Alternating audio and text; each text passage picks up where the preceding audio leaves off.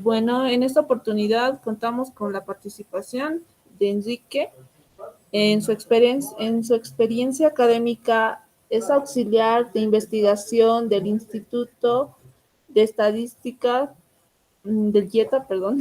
Fue pasante en la Fundación ARU en la unidad de datos y fue auxiliar de docencia en la carrera de estadística del año 2017 al 2020.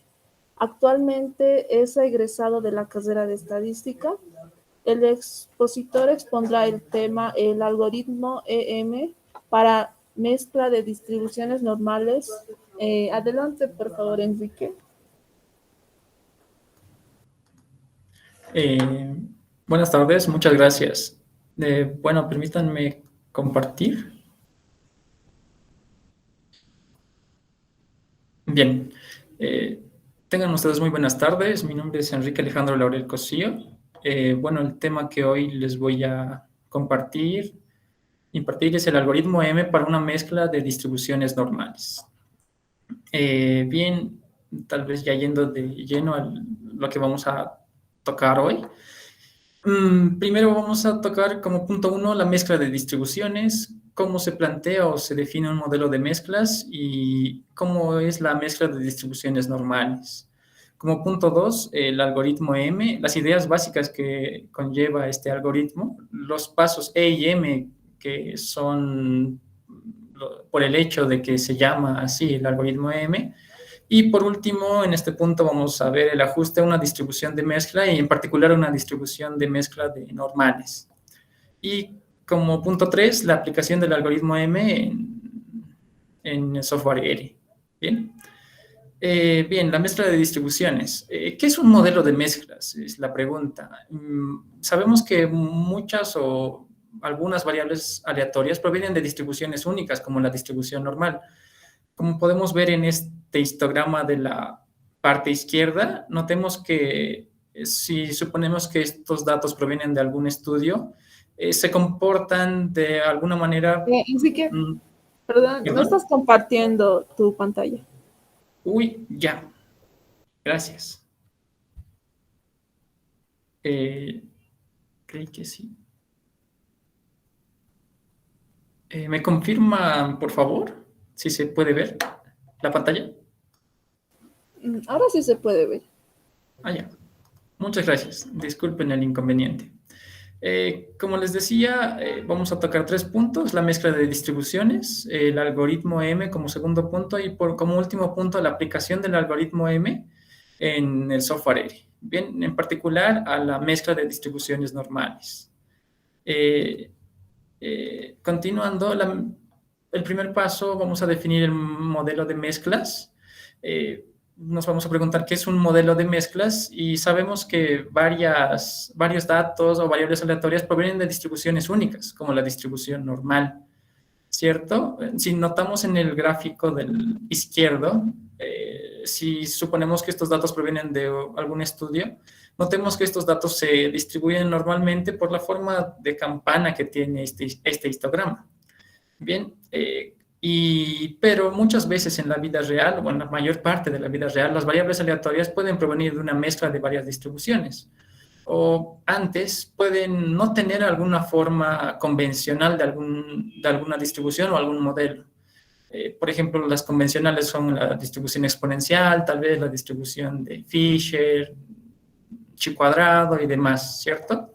Pero nuestros datos en la vida real no siempre se van a comportar de esa forma. Notemos que aquí estos datos que vemos en la parte derecha, este histograma, tienen 2 modas y no necesariamente puede acomodarse a una distribución conocida que podamos ajustarla y podamos trabajar en base a eso. Entonces, por eso se plantea el modelo de mezclas, que simplemente vamos a definirlo como una suma ponderada de J distribuciones, ¿bien? Como vemos en esta expresión de aquí. Una función de distribución, una variable aleatoria y, sigue una distribución de mezcla. En pocas palabras, es la combinación de varias distribuciones que nosotros pensemos que pueden ajustarse a un conjunto de datos. Y estas distribuciones vamos a sumarlas con un W sub J que van a ser los pesos de cada distribución, ¿bien? Estas F sub J que vemos aquí pueden ser distribuciones exponenciales, normales, chi cuadrados, la que nosotros pensemos o creemos que pueden ajustarse a nuestro modelo. Y donde los W sub J, de nuevo repito, son los pesos que tiene respecto en cuestión a la mezcla, donde tienen que cumplir que la suma de los pesos siempre tiene que dar a 1 y θ va a ser el vector de parámetros de todos los parámetros, la suma o la unión de todos los parámetros que tengamos en cada distribución. Ahora, ¿qué es un modelo de mezcla de distribuciones normales? Vamos a decir que una variable y sub j va a seguir una distribución normal, supongamos con una media mu sub j y una varianza sigma cuadrado sub j, donde j minúscula va a seguir de 1, 2 hasta una j mayúscula. Esta mezcla de distribuciones obviamente va a ser finita, y supongamos que phi sub j va a ser una distribución normal convencional, como la conocemos, ¿verdad? Esta expresión, la distribución normal, donde tiene la media mi sub j para cualquier j1, 2 hasta j mayúscula y la varianza sigma cuadrado sub j. Así, supongamos para un j igual a 2, para hacerlo de una manera un poco más sencilla, la distribución de mezcla de normales se va a definir de esta forma. W sub 1 por phi sub 1 más W sub 2 por phi sub 2, donde phi sub 1 y phi sub 2 van a ser distribuciones normales convencionales, y W sub 1 y W sub 2 van a ser los pesos. Recordemos que los pesos siempre la suma de los pesos siempre tienen que dar 1, y el vector de parámetros θ en este caso va a comprender 4 parámetros, mu sub 1, mu sub 2, sigma sub 1 cuadrado y sigma sub 2 cuadrado, ¿verdad? Las varianzas. Así, nuestro modelo de mezclas van a tener 4 parámetros, y además vamos a incluirle 2 parámetros adicionales que van a ser W sub 1 y W sub 2, que son los pesos de cada distribución. Ahora, notemos que, bueno, aquí un ejemplo. Si tenemos los pesos, supongamos para la normal 1, W sub 1, un peso de 0,6, y para la normal 2, un peso de 0,4, con parámetros mu sub 1 menos 1, mu sub 2 igual a 3, varianza sub 1, 1 y varianza sub 2, 1, vamos a tener esa densidad. Notemos que el histograma que hace un momento lo veíamos, esos datos que tenían 2 modas, no se podían manejar con una distribución convencional, ¿cierto? Ahora vamos a poder manejarla gracias a la mezcla de 2 distribuciones normales. Y así notemos que la densidad, es decir, la línea negra que se ve aquí, notemos que se va a ajustar casi bastante bien a un conjunto de datos X que tengamos. Así, este modelo de mezclas nos va a poder ayudar a poder entender o tener mejores resultados de este conjunto de datos que puede tener esta forma, con 2 modas o la combinación de 2 normales. ¿Sí? Entonces, el paso lógico que deberíamos seguir es, ahora que tenemos una función de distribución y asumimos que sigue en este caso una mezcla de 2 distribuciones normales con diferentes pesos, el siguiente paso es que no siempre tenemos todos los datos de la población, ¿cierto? Simplemente vamos a tener unos cuantos datos de un subconjunto de la población que va a ser una muestra. Y así, no siempre vamos a tener estos parámetros mu sub 1, mu sub 2, varianza 1, varianza 2. Entonces vamos a necesitar estimarlos. Así, suponemos que queremos estimar para esta mezcla de distribuciones normales, para un j igual a 2 distribuciones normales, vamos a tener que estimar 6 parámetros en total. Mi sub 1, mi sub 2, sigma cuadrado sub 1, sigma cuadrado sub 2, W sub 1 y W sub 2. Si queremos estimarlos por máxima verosimilitud, y la pregunta es ¿por qué máxima verosimilitud? Sabemos que el método de máxima verosimilitud tiene varias propiedades deseables, como ser eficiencia, consistencia, normalidad asintótica a medida que el tamaño de muestra sube, ¿cierto? Entonces, por todas estas propiedades que tiene el método de máxima verosimilitud, es uno de los mejores métodos, por así decirlo, para encontrar estimadores de los parámetros. Bien, entonces, en ese sentido, queremos encontrar los estimadores máximo verosímiles de estos parámetros, en total 6 en este caso. ¿Sí? Y el problema, bueno, antes de pasar al siguiente punto, el problema radica en que al momento de estimar estos parámetros, sabemos que la estimación por máxima verosimilitud requiere encontrar un punto máximo de la función log verosimil, que simplemente es la derivada de la función respecto de los parámetros igualando a cero y despejando los parámetros, ¿cierto? Pero notemos que esta expresión de la derecha, es decir, la mezcla de normales, es bastante tediosa porque es phi sub 1 y phi sub 2, recordemos que son distribuciones normales convencionales y sumándolas incluso se van a hacer mucho más difíciles derivando respecto de los parámetros e igualando a cero y tratando de despejar estos parámetros. Entonces se hace muy difícil incluso despejar esos valores y encontrar unos estimadores buenos. Entonces, ahí vamos al siguiente punto, que es el algoritmo M. Bien, el algoritmo M tiene varios usos. No solo es para estimar, para encontrar estimadores máximo verosímiles, pero en este caso, en esta presentación, solo nos vamos a fijar en ese punto, para encontrar estimadores máximo verosímiles de una distribución dada. Bien, en particular de una distribución de mezcla, en este caso, y de una distribución de mezcla de distribuciones normales.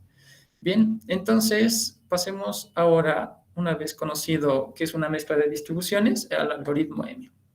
Algunas ideas básicas del algoritmo M. El algoritmo M es un enfoque ampliamente aplicable al cálculo iterativo de estimadores de máxima verosimilitud. ¿Sí? Útil en una variedad de problemas de datos incompletos. Lo pongo en negrilla datos incompletos porque la idea del algoritmo M es que asumes que hay datos que no están presentes y tratas de encontrar esos datos incompletos y así tener todos tus datos completos para poder estimar a partir de esos. Y eso hace que todos los cálculos sean mucho más fáciles en el momento de encontrar estimadores máximo verosímiles. ¿Sí? Se basa en la idea de resolver una sucesión de problemas más simples que se obtienen mediante el aumento a las variables observadas originales, los datos incompletos. Bien. Con un conjunto de variables adicionales que vamos a llamarles los datos faltantes. ¿Sí? El algoritmo M está estrechamente relacionado con el enfoque de estimación con datos faltantes, como los mencionaba, donde los parámetros se estiman después de rellenar los valores iniciales de los datos faltantes. Entonces, la idea es, tal vez en este gráfico, es decir, que nosotros, como cuando estamos haciendo un estudio, vamos a tener los datos observados, ¿verdad? De cualquier estudio que tengamos, vamos a graficar un histograma, es decir, solo estamos viendo de una sola variable, vamos a tener los datos observados. Entonces, vamos a asumir que existen datos faltantes, que existen valores que no tenemos en nuestro conjunto de datos, y que la unión de los datos observados más los datos faltantes es lo que quisiéramos tener, los datos completos. ¿Sí? Pero el problema es que no tenemos los datos faltantes. Entonces, ¿cómo encontramos estos datos faltantes? Antes, primero, la función de máxima verosimilitud de los datos completos. Definamos a partir de esta idea que los datos completos van a ser la unión de datos observados más los datos faltantes. Sí, la función log verosimilitud de los datos completos, que podría estar formada por θ, si x, es decir, la parte de los datos completos fuera completamente observable, es esta. ¿Sí? Al estimar por máxima verosimilitud, sabemos que tenemos que calcular el logaritmo de la función verosimil, obviamente en función de los parámetros. S sub c significa los datos completos. Pero esos datos completos simplemente sabemos que es el logaritmo de la función de los datos completos dado los parámetros. Y notemos que los datos completos, de nuevo aquí estoy aclarando, que simplemente es la función conjunta de los datos observados con los datos faltantes. El algoritmo EM enfoca el problema de resolver la función de verosimilitud de datos incompletos, procediendo indirectamente en términos de la función log verosimilitud de los datos completos. Es decir, ya no vamos a trabajar con los datos observados simplemente, sino vamos a encontrar los estimadores máximo verosímiles a partir de los datos completos.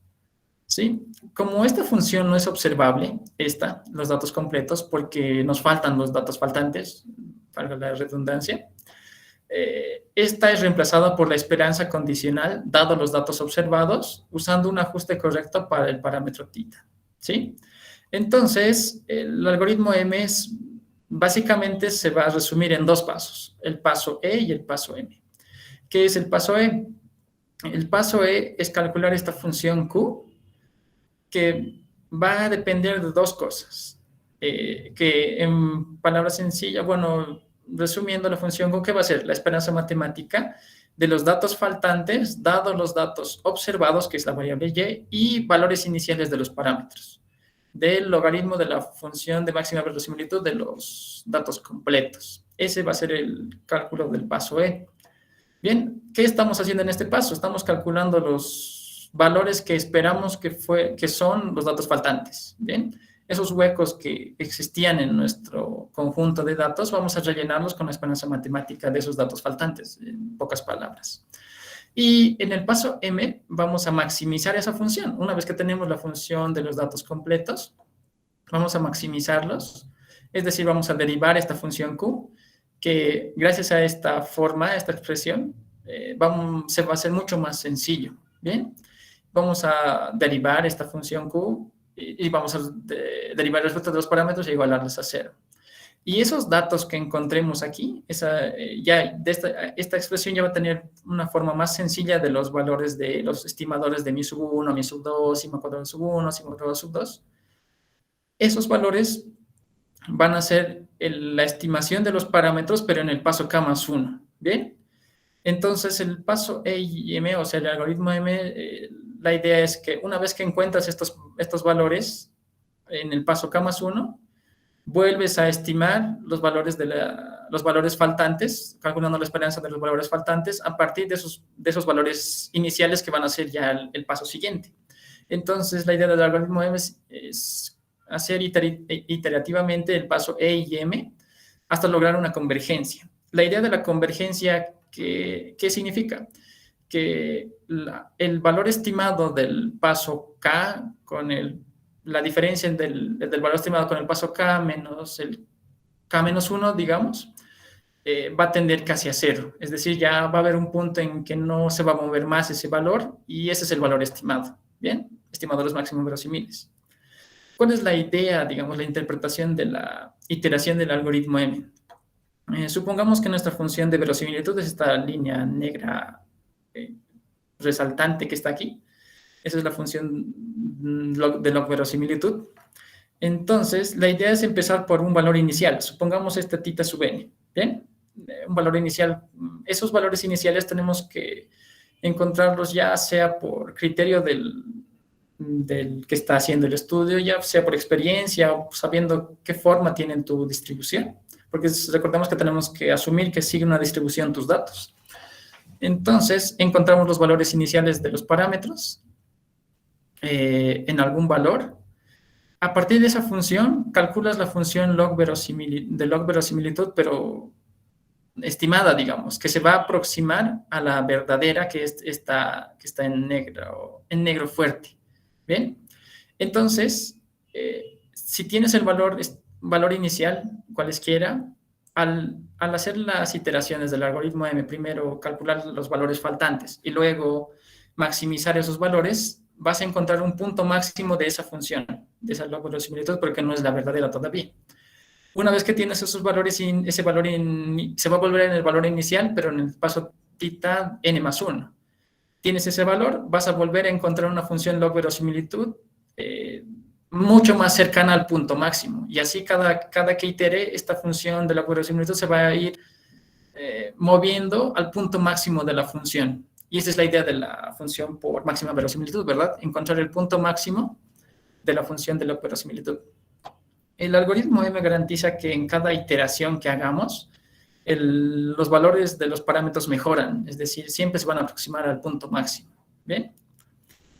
Ahora ajustemos este algoritmo M a una distribución de mezcla. ¿Sí? La idea del ajuste del algoritmo M, como les decía, tiene varios usos y varias formas. De hecho, los autores recomiendan que no debería haberse llamado como el algoritmo M porque no es solo un paso que se debe seguir fríamente, sino para distintos tipos de problemas tiene una diferente forma y expresión, ¿sí? En este caso vamos a ajustar a una distribución de mezcla, ¿sí? Y la idea para ajustar a una distribución de mezcla es asumir que los datos faltantes tienen esta forma. Un z sub i j va a ser definido como, va a valer 1 si los valores, si la variable aleatoria y sub i, o la observación en este caso, pertenece a una distribución, y va a valer ceros en otro caso, o sea, si no pertenece, ¿cierto? Y con probabilidades, ¿cuál va a ser la probabilidad del valor faltante que pertenezca? Los pesos, w sub j, y que no pertenezca el complemento, 1 menos w sub j. Así, la función de log verosimitud de la mezcla de distribuciones, por el momento en general, va a tener esta expresión. Va a ser mucho más simplificada que hubiéramos tratado de hacer directamente por la función original de la mezcla y derivar y igualar a 0. Esta expresión va a ser mucho más fácil o mucho más tratable. ¿Bien? Recordemos que los z sub i j son los valores faltantes de la log verosimilitud de los pesos de los pesos de cada distribución por la distribución.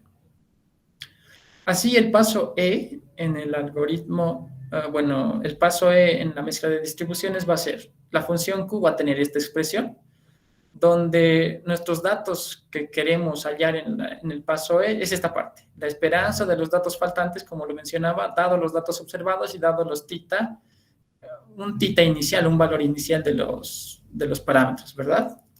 ¿Qué va a ser esta expresión? Esta expresión que tenemos aquí van a ser por regla de Bayes, pero la idea que te está diciendo, estos valores gamma sub i sub j se van a llamar responsabilidades, que en pocas palabras te va a hallar que dado cualquier dato observado de tu conjunto de datos, te va a decir con qué probabilidad pertenece a la distribución 1 o a la distribución 2, o depende cuántas distribuciones tengamos. Bien, va a ser un vector de valores que te va a decir el valor 1 en 60% pertenece a la distribución 1 y en un 40% pertenece a la distribución 2. Y así va a calcular para todos los datos que tengas, para todos los datos observados. Bien. Y el paso M va a ser calcular el valor máximo de la función Q que ya hemos definido aquí. ¿Bien? Y obviamente sujeto a que la suma de los pesos tiene que dar 1. Entonces, ¿cómo funciona? La idea es que empiezas con valores iniciales, supongamos por estos valores, ¿verdad? Tenemos una mezcla de dos distribuciones normales, recordemos, y estos valores, estos puntos azules y amarillos que vemos son los datos observados, digamos. Entonces, en el paso 1, tal vez nosotros no vamos a ser tan exactos porque son valores iniciales simplemente. Entonces, notemos que este punto de aquí tiene como un 50% de color amarillo y un 50% de color azul. ¿Qué te está diciendo? Que el 50% o el 0.5 de probabilidad pertenece a la distribución amarilla y el 0.5 de probabilidad pertenece a la distribución azul. ¿Bien? En el siguiente paso, se actualizan los valores esperados de esos datos, es decir, con qué probabilidad pertenecen a una u otra distribución, y así los clasifican en cada iteración de una mejor forma. Notemos que aquí te dice que aquí ya con probabilidad 1 pertenece a la distribución 1, a la distribución de color amarillo, y las demás se van ajustando poco a poco. Y también se puede ver como un problema de clasificación, digamos, de dos grupos, que un grupo pertenece a un determinado, con diferentes características y el otro con diferentes características, ¿verdad? Y a medida que va avanzando en cada iteración del algoritmo M, va ajustando, y algunos datos llevan a pertenecer simplemente con probabilidad casi 1 a un conjunto a una distribución, y el otro conjunto de datos a la otra distribución, y así los ha clasificado en dos grupos. En este caso, suponiendo que son mezcla de dos distribuciones normales. ¿Sí? Así, ahora apliquemos todo esto que vimos ahora. Obviamente que todo el procedimiento y cómo se llegan a las fórmulas y demás es un tanto largo, que creo que no valdría la pena mostrarlo aquí, simplemente la idea. Entonces, ahora apliquemos todo esto que dijimos o mencionamos en código. Bien, entonces, para empezar, en esta parte vamos a simular un conjunto de datos que provienen de una mezcla de dos distribuciones normales, ¿bien? Con P sub 1 y P sub 2 que van a ser los pesos, mi sub 1 y mi sub 2 que es la media de 1 y la media de 2, y las varianzas sigma 1, sigma sub 2, ¿bien? Y el tamaño de la muestra que queremos, digamos, simular. Eso es lo que está haciendo esa función.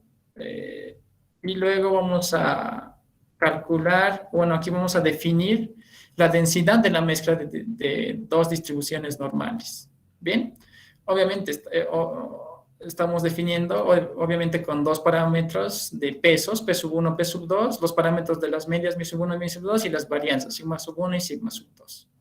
Bien, eso estamos definiendo igual ahí.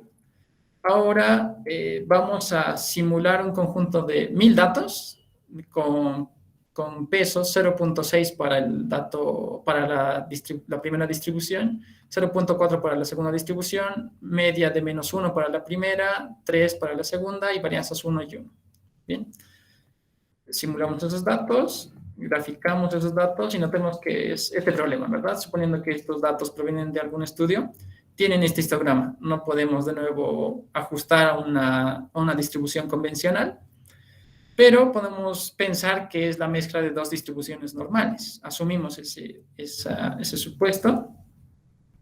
Y de nuevo, aquí estamos asumiendo que si siguen una distribución normal estos datos, su densidad se va a aproximar bastante, ¿verdad? Con ciertos parámetros. Estos fueron el caso ideal, digamos, suponiendo que obviamente ahora sabemos que provienen de una distribución normal estos datos, pero en la práctica no siempre sabemos de dónde provienen esos conjuntos de datos, ¿cierto? Entonces lo que vamos a hacer va a ser estimar los parámetros para tal que esos parámetros traten de explicar el comportamiento de esos datos, en este caso, suponiendo que vienen de una mezcla de dos distribuciones normales, ¿sí? Entonces, aquí esta función, m de la mezcla de normales, estoy definiendo eso. La idea básica está aquí. Obviamente vamos a hacer un while porque va a iterar, ¿verdad? El paso e y m se van combinando una y otra hasta que converja, hasta que llegan a la convergencia. Y eso de la idea de la convergencia va a ser, está explicado aquí. Bien, entonces, aquí el maxiter te está diciendo el número de iteraciones máximo que va a ser el algoritmo. La tolerancia, notemos que es un valor bien pequeño, que en pocas palabras te está diciendo que el valor en la iteración k restado con la iteración k menos 1 tiene que ser bien pequeño. Si no logra esa diferencia pequeña, entonces todavía no ha acabado la iteración del algoritmo M. Y llevan a ser los datos, ¿sí? Esa función.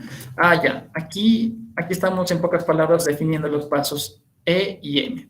El paso E, notemos que es calcular los valores de los datos faltantes, ¿verdad? O sea, las esperanzas matemáticas de los valores faltantes, es decir, como de alguna forma estimar esos huecos que no están, pero vamos a tratar de rellenarlos, ¿sí? Aquí estamos, eso es lo que estamos haciendo en este paso.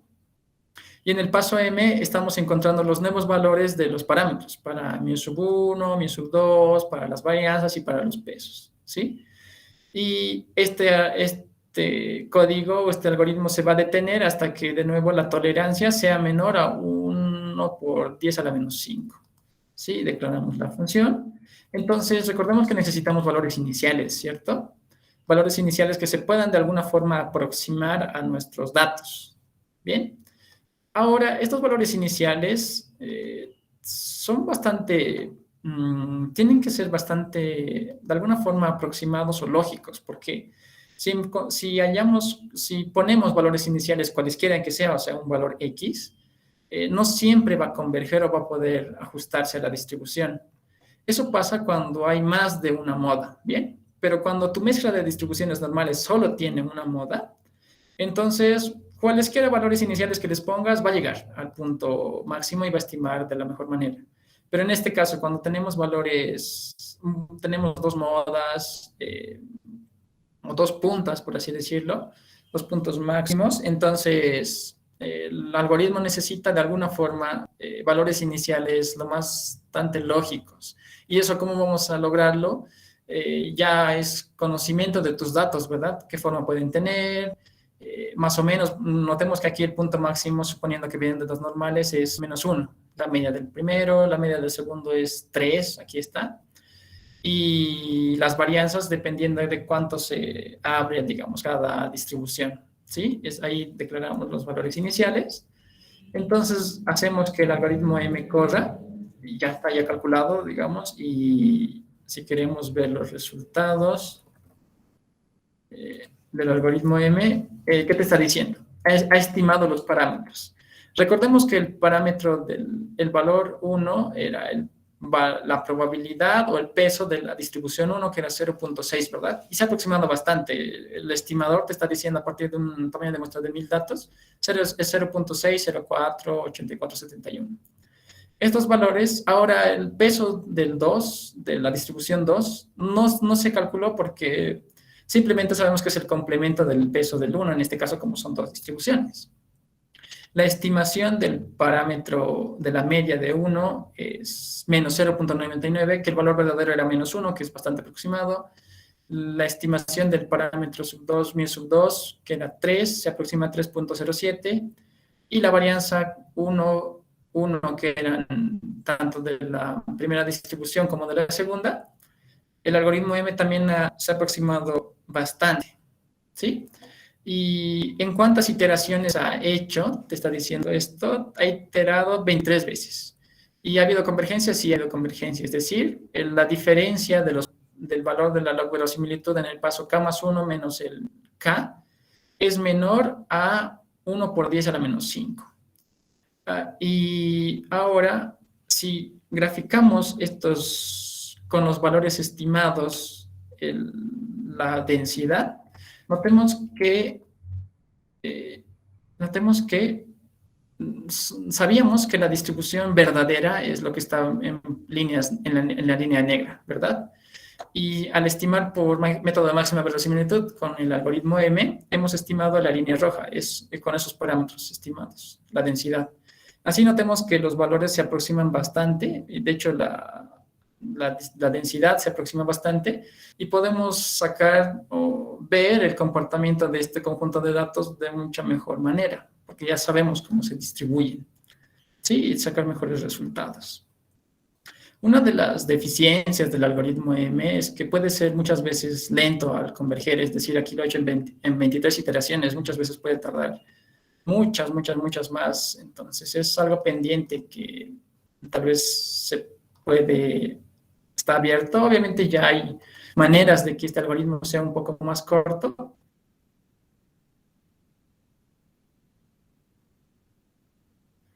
pero bueno, creo que esto es lo que tengo que decir hasta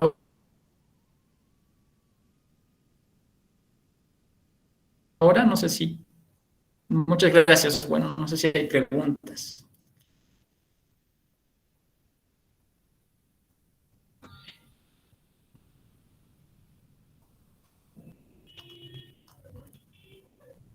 Bueno, ¿se me escucha? Sí, se te escucha. Licenciado Chocote ha levantado la mano.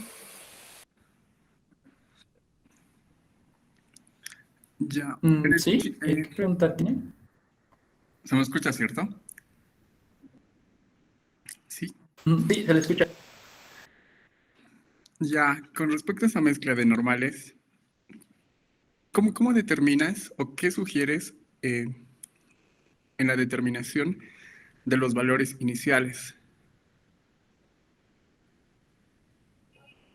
En cuestión de los valores iniciales, en este caso, sabemos que la estimación de máxima verosimilitud es suponer o asumir que provienen de una distribución cualesquiera tus datos. Entonces, si asumimos que vienen de una mesa de distribuciones normales, más la idea de encontrar los valores iniciales tal vez puede ser visualización y más experiencia tal vez de los datos que estás manejando.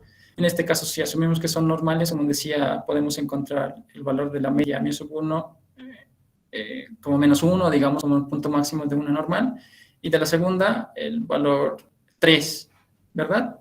Y las varianzas dependiendo qué forma tiene tu normal, si es platicúrtica, leptocúrtica o mesocúrtica. No hay una regla general. Está buena esa respuesta. Ahora, sí. Si los estudiantes se basaran en una mezcla, digamos, de distribuciones normales, ¿cuál puede ser un consejo?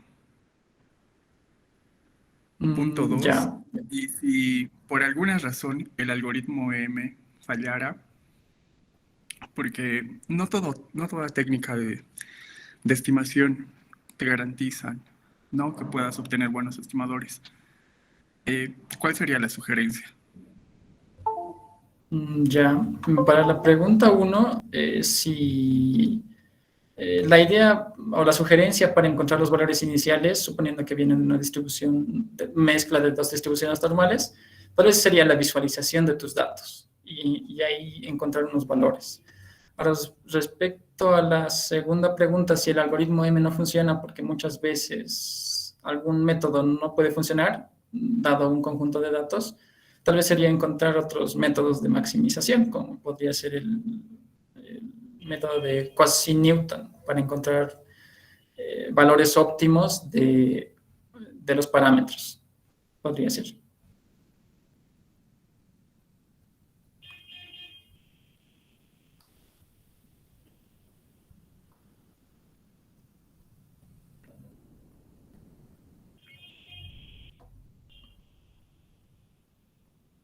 Bien, no sé si tiene alguna pregunta más. No, no, parece que ya no hay más preguntas, ¿o hay más?